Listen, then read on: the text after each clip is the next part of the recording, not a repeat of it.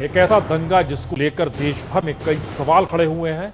ये सवाल इस मायने में महत्वपूर्ण है क्योंकि एक तरफ लगातार सुरक्षा बंदोबस्त, और सुरक्षा बंदोबस्त भी ऐसा वैसा नहीं। केंद्र से लेकर राज्य सरकार ने बताया 1000 आर्मी ट्रूप, 10,000 पीएससी तैनात, 1300 सीआरपीएफ तैनात, 1200 रैपिड एक्शन फोर्स तैनात, राज्य की पुलिस अलग से, सब कोई लगा हुआ है, पूरा महकमा लगा हुआ है। तबादले हो रहे हैं, नए नए लोगों को लखनऊ से, चाहे वो आईएएस आईपीएस से भेजा जा रहा है, स्थिति कमांड में हो, लेकिन एक टेलीफोन लखनऊ से आता है, घंटी बजती है और उधर से आदेश होता है, जो हो रहा है होने दो। कौन शख्स है ये कहता है? इतना ही नहीं, बात आगे बढ़ती है, कोई तफ्तीश नहीं, किसी से पूछताछ नहीं, जिन्हें पकड़ा है उन्हें छोड़ दीजिए। कौन कहता है ये शख्स? मुजफ्फरनगर में जो होता है, लखनऊ की सत्ता कैसी बेरहम हो सकी है?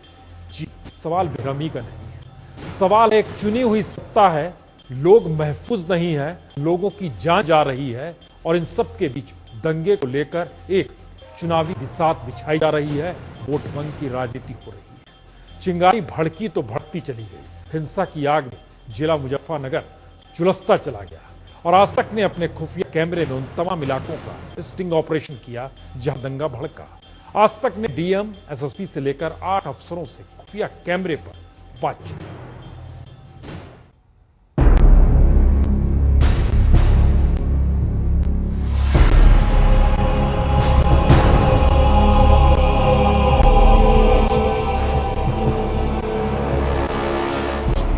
मुजफ्फरनगर के दंगों में समाजवादी पार्टी को सियासी फायदा हुआ या फिर नुकसान, इसका हिसाब तो अब जनता करेगी। लेकिन पिछले 15 दिनों से दंगों की धधकती आग पर मुलायम सिंह यादव खामोश है।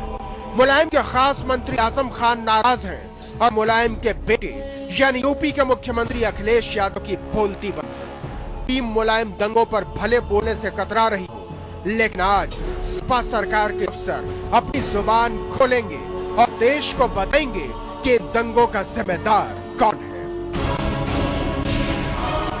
आज तक की टीम ने देश के सामने दंगों की सही तस्वीर लाने के लिए दिन रात एक कर दिया, और स्टिंग ऑपरेशन उन अफसरों तक पहुंचे जो मैदान में दंगइयों और सियासतदानों से एक साथ जूझ रहे थे। मुजफ्फरनगर के नक्शे पर हमने दंगों के हर एक निशान ढूंढे और अपनी पड़ताल में हमने हर उस अफसर को परखा जो मौका वारदात पर था। यह है मुजफ्फरनगर की जानसठ तहसील। जानसठ के कवाल गांव से ही दंगों की चिंगारी भड़की। कैसे भड़का दंगा और क्यों नहीं दंगों को रोक पाई सरकार, इसका खुलासा करेंगे जानसठ के डिप्टी एसपी यानी सर्किल अफसर के जोशी जी के साथ जानसठ के एसडीएम आरसी त्रिपाठी भी खोलेंगे कई राज। यह है मुजफ्फरनगर का भोपा थाना क्षेत्र। 7 सितंबर को महापंचायत वाले दिन यहीं पर दंगाइयों का कहर टूटा था और 8 लोग मारे गए। मौके पर मौजूद भोपा के एसएचओ समर प्रताप सिंह सुनाएंगे पहली बार बड़ा खुलासा। यह जानसठ तहसील क्षेत्र का मीरापुर थाना क्षेत्र। यहाँ के एसएचओ अनिरुद्ध गौतम आपको बताएंगे कि दंगों को किस तरह भड़काती है सियासत। दंगों के पलटवार यानी 8 सितंबर को हिंसक प्रतिक्रिया में अल्पसंख्यकों पर किस तरह कहर बरपाया गया, इसके अंदर का हाल आपको बताएंगे फुगाना के सेकंड अफसर आरएस भागौर। किस तरह बच्चों और महिलाओं को यहां पर बनाया गया शिकार, ये सत्य कथा सुनाएंगे सत्य प्रताप सिंह जो शाहपुर थाने के एसएचओ हैं। इस हिंसक प्रतिक्रिया को रोकने में पुलिस क्यों रही नाकाम, ये राज हम जानेंगे बुढ़ाना के कोतवाल ऋषिपाल सिंह से। और गांव-गांव और घर-घर दंगा भड़कने के पीछे क्या सियासत अपना रंग दिखा रही थी, इस पर खुफिया कैमरा रिकॉर्ड करेगा पुलिस अधीक्षक कल्पना सक्सेना का बयान। मौका वारदात से कई और अहम अफसरों की गवाही जल्द आपके सामने होगी। अरुण सिंह और हरीश शर्मा के साथ दीपक शर्मा, मुजफ्फरनगर, आज तक। मुजफ्फरनगर, बुढ़ाना, शाहपुर, फुगाना, मीरापुर, भोपा थाना, जानसठ, जी हर जगह हमारा कैमरा पहुंचा और हर जगह से जो सच निकल कर आया वो चौंकाने वाला नहीं, डराने वाला है। और हमारे साथ हम बताएं कि हम दरअसल इस ऑपरेशन के अलग अलग हिस्सों को लगातार और भी दिखाएंगे, क्योंकि 3-4 हिस्से अभी भी बचे हुए हैं। लेकिन हमारे साथ इस वक्त कांग्रेस के नेता अखिलेश प्रताप जुड़ चुके हैं। सुधांशु मित्तल जी बीजेपी के नेता इस वक्त हमारे साथ स्टूडियो में मौजूद हैं। समाजवादी पार्टी के नेता रविदास मेहता जी भी हमारे साथ जुड़ चुके हैं और पूर्व डीजीपी यूपी के विक्रम सिंह जी हमारे साथ जुड़ चुके हैं। रविदास जी, समाजवादी पार्टी की सत्ता है, लेकिन लखनऊ से एक टेलीफोन जाता है और थानेदार सब कुछ छोड़ देता है, रिहा कर देता है। जो हो रहा है होने दो का शब्द और कोई नहीं, कद्दावर नेता, समाजवादी पार्टी सरकार के भीतर मंत्री, उनका टेलीफोन है। सरकार के हिसाब से पुलिस को चलना चाहिए या पुलिस को जो काम सौंपा गया है आईपीसी की धाराओं को लागू कराने के लिए, उस लिहाज से चलना चाहिए? रविदास जी। देखिए, मेरे हिसाब से जो पुलिस को काम सौंपा गया है, जो दंगाई लोग थे उनको अगर गिरफ्तार किया गया था तो उन पर कार्रवाई जो है वो करते। ऐसे पुलिस अधिकारियों को वहां रहने का अधिकार नहीं है जो हत्या करने वालों को, दंगाइयों को पकड़ने के बाद छोड़ दे। मुझे पता नहीं, आप कह रहे किसने फोन किया, मुझको जानकारी नहीं किसने फोन किया, और हम चाहते हैं आप बताइए किसने फोन किया। हम सुनाने वाले हैं, हम सुनाने वाले हैं और हम जरा सुनाते। हमको लगता है बात हम सिलसिलेवार तरीके से आगे बढ़ाए तो ज्यादा अच्छा रहेगा। जरा हम आपको लिए चलते हैं, दरअसल क्या कहा गया और किसने कहा, पहले सुन लीजिए जरा सा। तो पकड़ लिया था।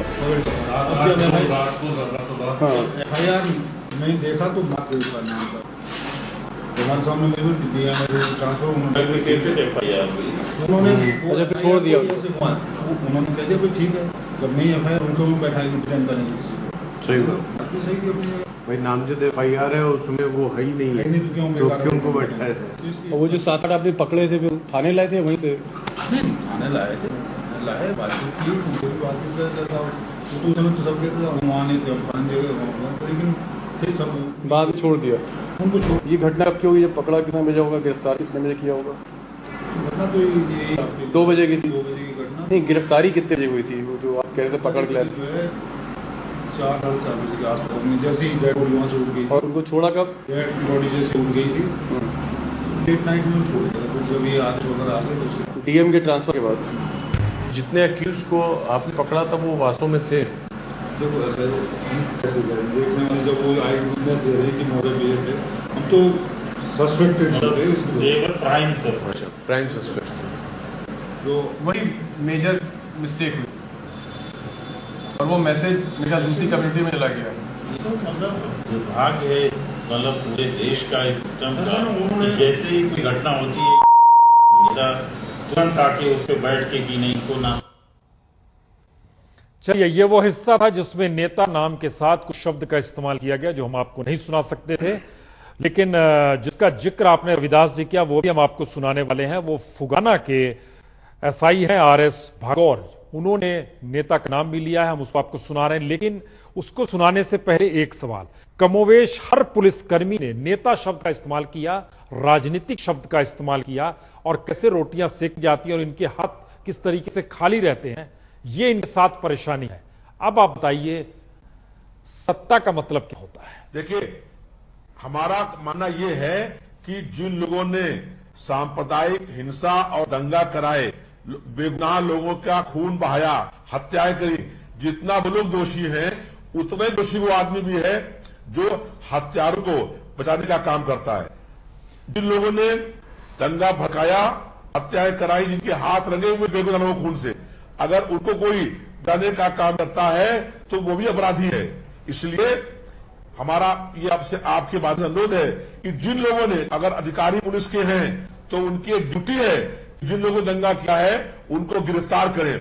ऐसे पुलिस अधिकारी को नौकरी करने का अधिकार नहीं है जो दंगाइयों को पकड़ने के बाद छोड़ दे।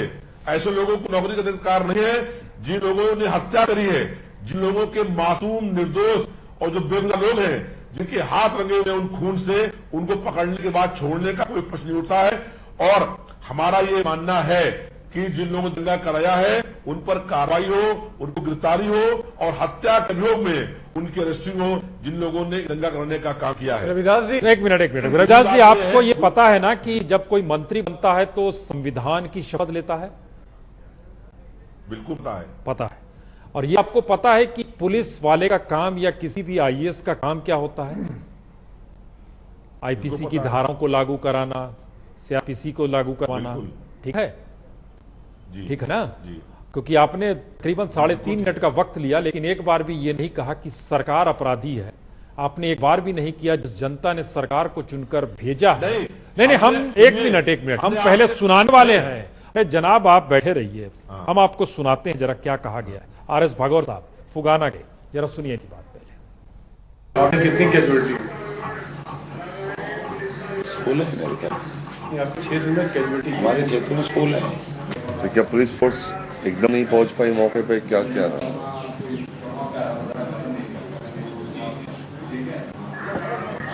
पुलिस मौके पहुंच गई थी। पुलिस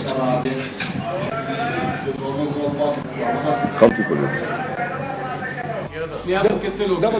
कितने लोग? उस समय जनपद की क्या स्थिति थी हम नहीं जानते। जब हमारे थाना क्षेत्र में ये काम शुरू हुआ तो दूसरे थाना क्षेत्रों में भी काम शुरू हो गया। अब हमें ये नहीं पता कि दूसरे थाना क्षेत्र में क्या हो रहा है या जनपद में क्या हो रहा है। जब अधिकारियों को इस बात का पता चला तो अधिकारी अपनी योजना करने में और व्यवस्था में अपने लगे, हमारा उनसे संपर्क नहीं हो पाया। अब संपर्क करने के भी ऐसे कारण है कि एक हाथ में तो गोली चला रहे हो, दूसरे हाथ से मोबाइल कर रहे हैं, तो देखिए बड़ी मुसीबत की स्थिति है। बिल्कुल प्रैक्टिकल कितनी देर तक संपर्क नहीं हुआ? अरे भाई हम घंटे भर तक तो जूझते रहे, बवाल फंसे रहे, हमारी जान और लेती रही है।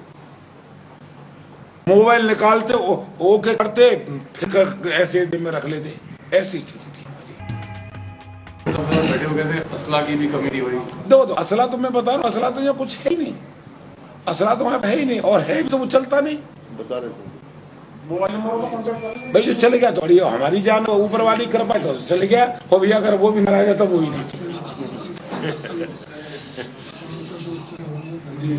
तो मैं आपको वो फिर बताऊं जो कोई नहीं बताया। जो मेन रोल मेरे ख्याल से प्रेशराइज किया। बिल्कुल ठीक है, बिल्कुल ठीक है। आप कुछ नहीं करेंगे जो हो रहा है पॉलिटिकल लेकर चला गया। अच्छा रोटियां थी। रविदास जी हम बाकी मेहमानों से जोड़े, ये आजम नाम शख्स कहां से हैं? कौन है ये? लखनऊ के हैं, फोन आया था इनका। कौन है ये? देखिए यहाँ जहां का इंटरव्यू हो रहा है यहाँ कोई टीवी नहीं है, तो ये हम स्पष्ट नहीं दे पा रहे हैं किसको का। कि मेरा ये मानना है कि अगर किसी ने फोन किया है और जो दंगाई हैं उनको छुड़वाने का काम किया है तो वो गलत है। और हम जो है चाहते हैं कि जिन लोगों को पकड़ा गया था और अधिकारियों ने जिनको छोड़ा है वो गलत किया है। मेरा बताया नहीं, आपने कहा कि अधिकारी, आपने अभी भी साफ नहीं किया। आपने कहा कि जो पुलिस वाले थे उन्हें हटा देना चाहिए, सस्पेंड कर देना चाहिए। हमने एक शब्द आपसे खाली पूछा, आजम शख्स है कौन? उनका फोन आया था, वो बता रहे हैं, हमने वो दिखाया अभी। कौन है ये शख्स? देखिए अब मुझे पता नहीं कौन आजम शख्स है, लेकिन पॉलिटिशियन है। लखनऊ से फोन आया था जी, समाजवादी पार्टी के हैं ये इसको आप स्पष्ट करिए। हम स्पष्ट करें, वो कह रहा है शख्स, हम इसलिए आपसे पूछ रहे हैं इनका हम क्या करें। हम अपने तमाम चीजें के हम आपसे जवाब खा जा रहे हैं। हमारा ये कहना है कि जिन लोगों ने दंगा कराया है, जिन लोगों ने हत्याएं कराई हैं, जितने बड़े वो दोषी हैं उतना बड़ा वो शख्स भी दोषी है जो हत्यारों को बचाने का काम करता है, जो हत्यारों को छुड़ाने का काम करता है, वो भी उतना दोषी है जितना हत्या कर रहे दोषी है। और जो इसमें दोषी हैं उन सबके ऊपर कार्रवाई होनी चाहिए। रविदास जी आप वरिष्ठ नेता है समाजवादी पार्टी के लखनऊ के, लखनऊ से कौन आजम हो सकता है जो सीधे सेकंड अफसर फोन करता है, अधिकारियों को फोन करता है, अधिकारी नाम ले रहे हैं उसका और उसके कहने पर काम कर रहे हैं? कौन हो सकता है आजम? हम लखनऊ के किसी आजम को नहीं जानते हैं। हम जानते हैं कि अगर किसी ने दंगाइयों को बचाने का काम किया है तो वो भी उतना ही दोषी है जितना वो हत्यारा दोषी है जिसने दंगा कराने का काम किया है। आपकी पार्टी में कोई है आजम नाम का शख्स? इनकी सरकार में लखनऊ शहर नहीं है, नहीं सरकार में। अब ये देखिए, मैंने आपसे स्पष्ट किया कि जहां पर आपका इंटरव्यू हो रहा है कोई टीवी नहीं है, मैंने देखा नहीं है और हम आपकी बात सुन रहे हैं। ओके, पहले हम आपको सुनाते हैं। दरअसल आसिफ भागौर जो कि फुगाना के हैं, उन्होंने कहा क्यों, कहा क्या? स्कूल है मेरे ख्याल में क्षेत्र में कैजुअलिटी हमारे क्षेत्र में स्कूल है। तो क्या पुलिस फोर्स एकदम नहीं पहुंच पाई मौके पे? क्या क्या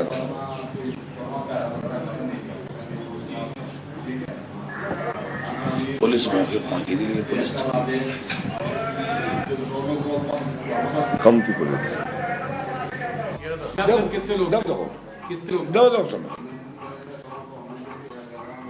उस समय जनपद की क्या स्थिति थी हम नहीं जानते। जब हमारे थाना क्षेत्र में ये काम शुरू हुआ तो दूसरे थाना क्षेत्रों में भी काम शुरू हो गया। अब हमें ये नहीं पता कि दूसरे थाना क्षेत्र में क्या हो रहा है या जनपद में क्या हो रहा है। जब अधिकारियों को इस बात का पता चला तो अधिकारी अपनी योजना करने में और व्यवस्था में अपने लगे, हमारा उनसे संपर्क नहीं हो पाया। अब संपर्क करने के भी ऐसे कारण है कि एक हाथ में तो गोली चला रहे हो, दूसरे हाथ से मोबाइल कर रहे हैं, तो देखिए बड़ी मुसीबत की स्थिति है। बिल्कुल प्रैक्टिकल कितनी देर तक संपर्क नहीं हुआ? अरे भाई हम घंटे भर तक जूझते रहे, बवाल में फंसे रहे, हमारी जान और लगी रही है।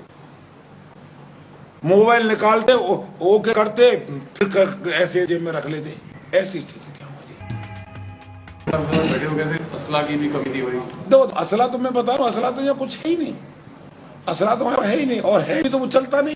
बता रहे भाई जो चले गया तो बढ़िया, हमारी जान ऊपर वाली कब आए तो चले गया हो भैया, अगर वो भी नाराज है तो वही।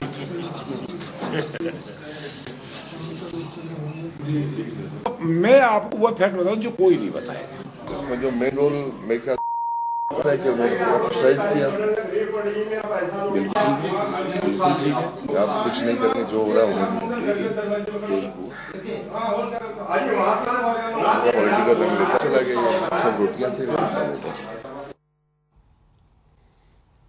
पूर्व डीजीपी हमारे साथ जुड़े हुए विक्रम सिंह जी। विक्रम सिंह जी, यह सिस्टम का कोलैप्स है, पुलिस बिल्कुल एक लिहाज से राजनीतिक तौर पर ही मौजूदगी है, ये स्थिति क्या बतलाती है?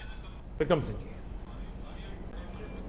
आपकी स्थिति की अगर समीक्षा की जाए, सबसे पहले रविदास मेहरोत्रा साहब ने एक बहुत अच्छी बात कही और उन्होंने स्वीकार किया कि जो दोषी हैं उनके खिलाफ कार्रवाई की जाए।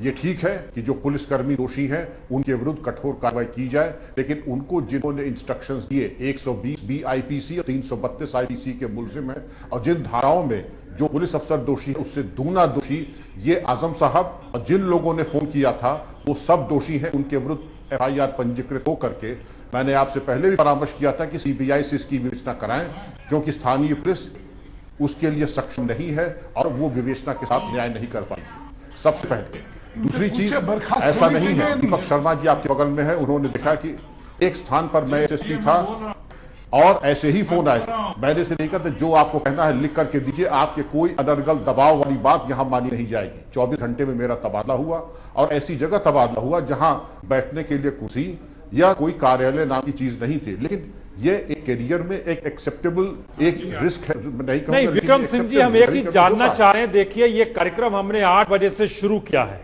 जिन जिनको दिखाया जा रहा है उनको तबादला हो गया, क्राइम ब्रांच किसी को भेज दिया, किसी को लाइन हाजिर कर लिया। इतनी रफ्तार होती है सत्ता के भीतर, लेकिन दंगे नहीं रुके क्योंकि वहां जो हो रहा है होने दो का शब्द इस्तेमाल किया गया।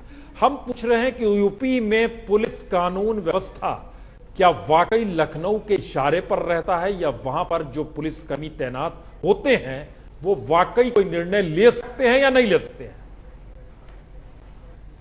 आपके पहले प्रश्न का उत्तर कि जो व्यवस्था यहां चल रही है वो पूरी राजधानी के संकेत के आधार पर चलती है।